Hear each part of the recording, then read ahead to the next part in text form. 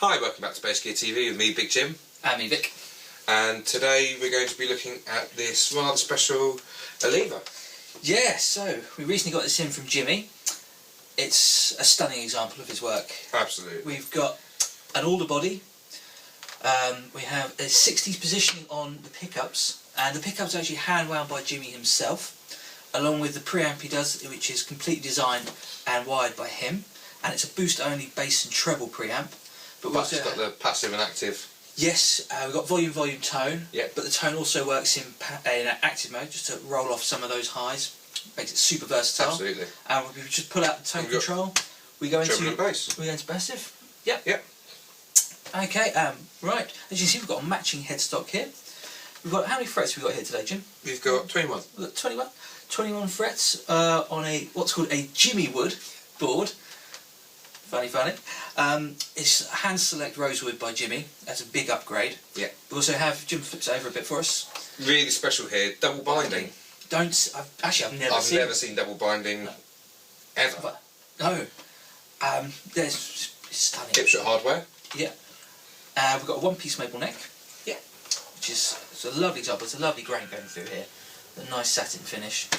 And yeah, really funny engraving on here. Yeah, we just have to note on the neck plate, Jimmy has engraved Mars mass production is for soda pop and automobiles.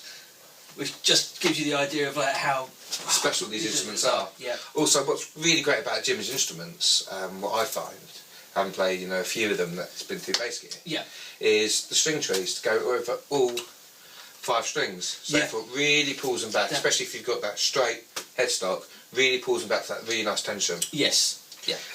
Jimmy is great for the fact, or love it or hate it, he really builds authentically to the original 50s and 60s way of building. Yeah. And this is really, if you want a 60s jazz bass with 5-string, which there's none obviously out there. Yeah. This is the bass you get. Yeah, you've got a Jimmy that makes just the finest examples of 60s and 70s instruments. Absolutely. I mean, it's absolutely stunning bass. It's a great weight. It balances fantastically. The strap button is actually just behind the 12th fret, almost verging onto 11th fret on this one. Which is really nice. It means it will just balance even. Yeah, we can't really say much more about Jimmy basses because they're just absolutely stunning. The build quality, excellent. As with everything that comes through Bass Gear. Yeah.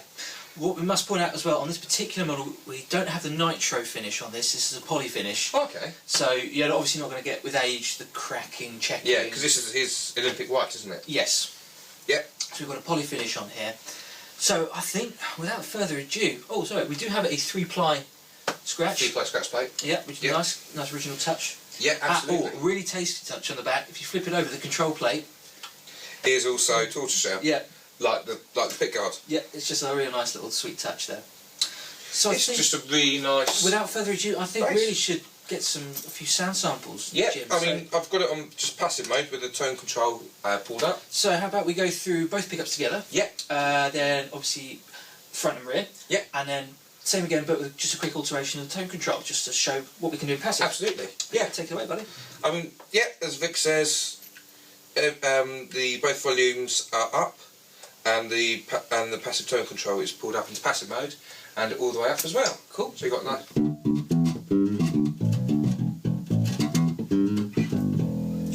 Really nice jazz tone there. Really, really nice. Now if I just roll that back pickup off, and we've got that slightly woofier almost front pickup, deeper. Yeah. Okay.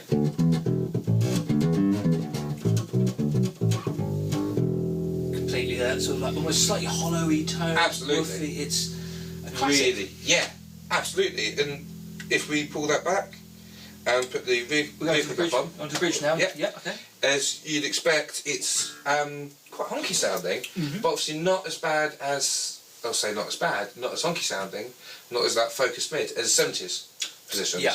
Yes. Yeah.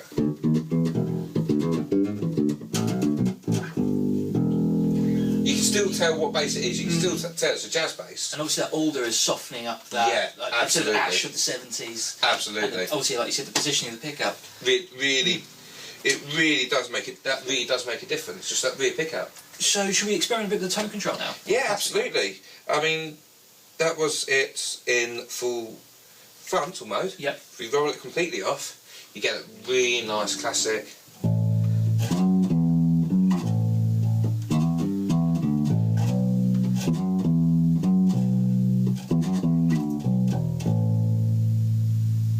And that sustain on this is excellent.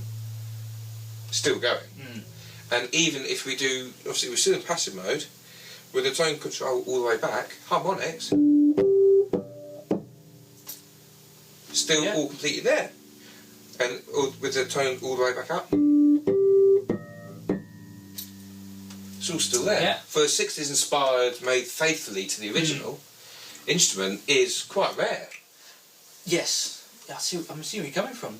What I want to know now is now we're going to move into the sort of modern era of this instrument. The active mode. Yeah, we're going to pop in the boost only, I point out, preamp, bass and treble, Jimmy's own design, and let's just take it away. Do some subtles, say, if we're at... So we just play it like flat? Yeah. As the so no boost? So no boost at all, and just in active mode, so the treble and bass are completely off.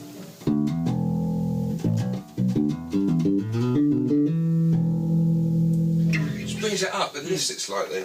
So then if we just boost that treble up to, let's give it a bit of a halfway point. Okay.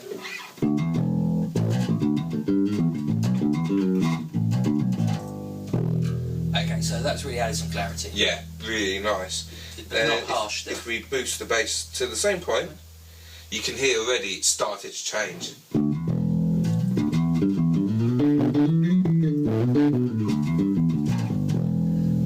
Still retaining a vintage vibe. Absolutely, still retaining that vintage tone that you'd want out of an instrument like this. But it's just adding. It's not changing the instrument. Absolutely. Colouring it with the pre. Just that still vintage tone, but awesome. But wow, that just brings it all the way out. Yeah. It's especially if you're working on something like a 3-piece or you'll 4-piece, 60s inspired songs. You'll fill out the where space. you've got to go through. You're doing bands from. You're playing. Covers, doing songs from the 60s, and then you've got to move it into the modern era. You've got all that tonal palette in a 60s inspired faithful instrument. Yes, you know, in the passive mode you can cover a lot of ground, but then when you use it, or if you just need to cut through on a certain song, or you're bringing up to, like you say, more contemporary tunes. Absolutely. I mean, the great thing is, you can even though this is a vintage style instrument and made, recreated faithfully, you've got the 21 frets, you can still reach it easily. Yes. Well, still reach that 21st fret, top E, really easily. What can we say? It's a fantastic instrument, and even the low B sounds, if I roll everything back to off and put it on the passive mode with everything up, sounds great. That's and if I put the active mode solid B. And start.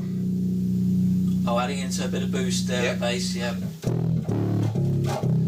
got a nice bit of growl to it there. It's got a nice growl. It's not muddy like you might expect from a Fender-esque instrument. Yes.